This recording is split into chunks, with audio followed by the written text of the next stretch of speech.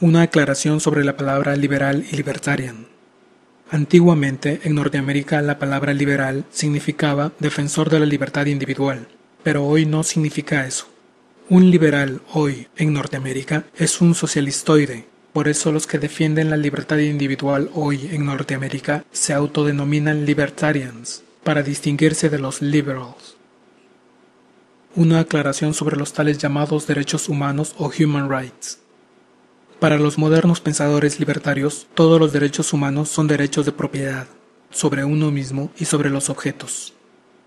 Lamentablemente hoy hay varios que dicen defender los derechos humanos que defienden ideologías socialistas. La Declaración de los Derechos Humanos de las Naciones Unidas es un ejemplo de eso. Fue escrita por declarados socialistas. Esa Declaración de las Naciones Unidas reconoce un derecho de propiedad, pero luego reconoce 90 otros derechos que atentan contra ese derecho de propiedad. Reconocen, por ejemplo, un derecho al trabajo y derecho a las vacaciones. Uno no tiene un derecho al trabajo. Yo no puedo decir, tú estás obligado a contratarme porque yo tengo derecho al trabajo. Y peor aún, si no me dan trabajo, yo no puedo usar violencia para hacer valer mi derecho al trabajo.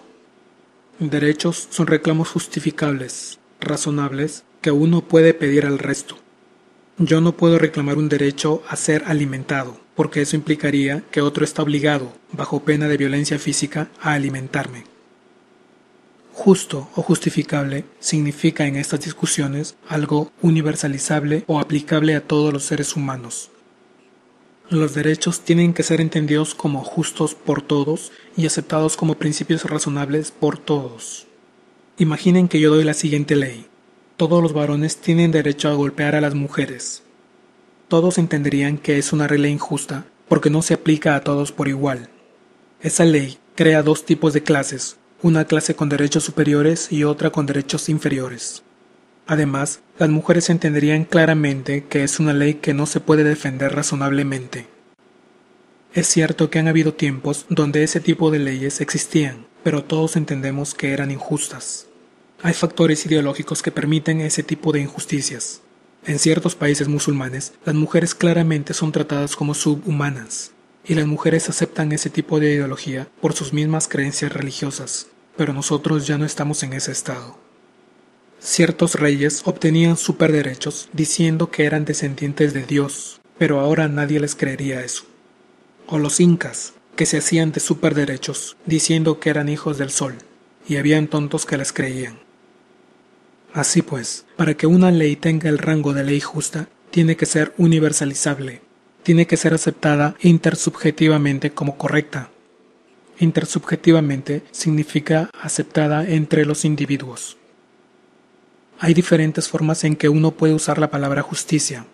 Si uno ve a un niño que nace sin cerebro, o a un chico que no tiene dinero para estudiar, uno puede decir, ¡qué injusticia!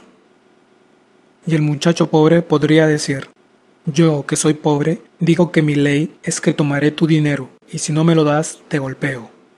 Esa ley no sería intersubjetivamente aceptada. El resto no aceptaría eso como una ley justa. Nadie aceptaría eso de que tú me golpeas cuando necesitas dinero. Es como si yo diera mi ley. Cada vez que tengo ganas, voy a hacer lo que quiera con las mujeres. Esa no sería una ley aceptada por las mujeres. Ellas dirían, ¿cómo es eso de que vas a usar violencia física contra mí cuando se te antoje? Como notamos, justicia está relacionada a la propiedad privada. Justicia es dar a cada quien lo que le corresponde, es dar a cada quien lo que le pertenece. El rol de la ética, en este sentido, es formular normas que eviten los conflictos. Para solucionar el problema del muchacho que no tiene plata para estudiar, los libertarios dicen que deben hacerse instituciones caritativas. Todo debe hacerse voluntariamente. Qué fácil es hacerse el bueno con plata de otros. ¿Quién da derechos a los hombres? Los filósofos libertarians dicen que los derechos nacen de la razón de los individuos como reglas para solucionar sus conflictos.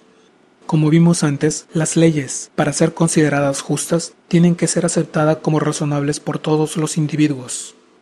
Los derechos no son reglas súper complicadas que solo una mente con 20 PhDs puede entender. No. Los derechos son reglas que absolutamente cada individuo está en capacidad de entender. Las reglas libertarias no son reglas nuevas en la historia de la humanidad, son reglas muy antiguas. Al comienzo de la humanidad, la tierra no era escasa, pero cuando los hombres dejaron de ser nómadas, la tierra se hizo un recurso escaso.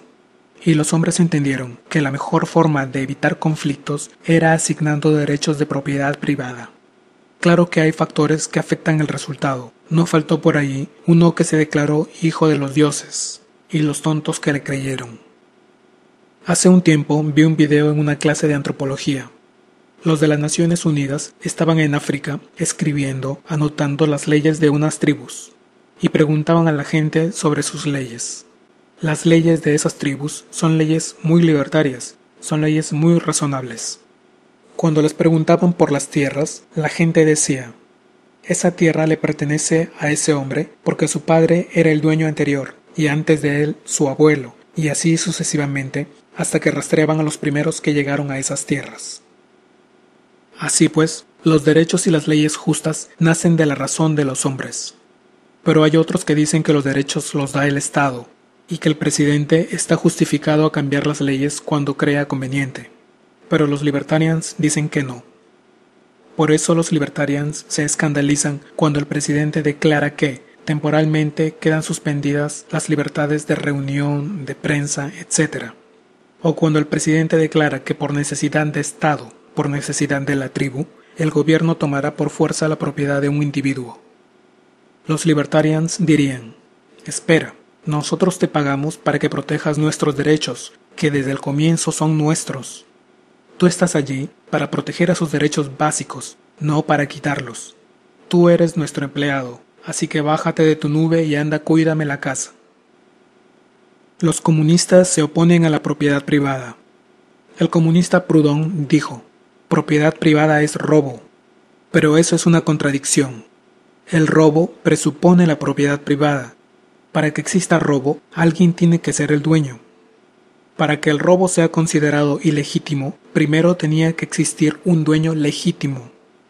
Cuando los marxistas expresan su indignación de que el capitalista se queda con el trabajo del obrero, están implícitamente aceptando la legitimidad de que el obrero debería ser dueño de su trabajo. Los marxistas no tienen teoría de propiedad. Marx, en los capítulos 23 y 24 del Capital, donde supuestamente critica la propiedad privada, no da ningún argumento contra la propiedad privada. Marx se dedica a describir el caso de robos de propiedad. Marx describe cómo ciertos países acumularon riqueza a través de guerras y robos. Pero Marx nunca consideró la idea de un capitalismo limpio, es decir, un capitalismo basado en la ley justa de apropiación originaria. Aquí podemos dar una definición de capitalismo. La definición de capitalismo que generalmente se escucha es la definición marxista, que dice que es el sistema de acumulación de capital. Los libertarians dicen que el capitalismo es el sistema de intercambio voluntario de propiedad privada.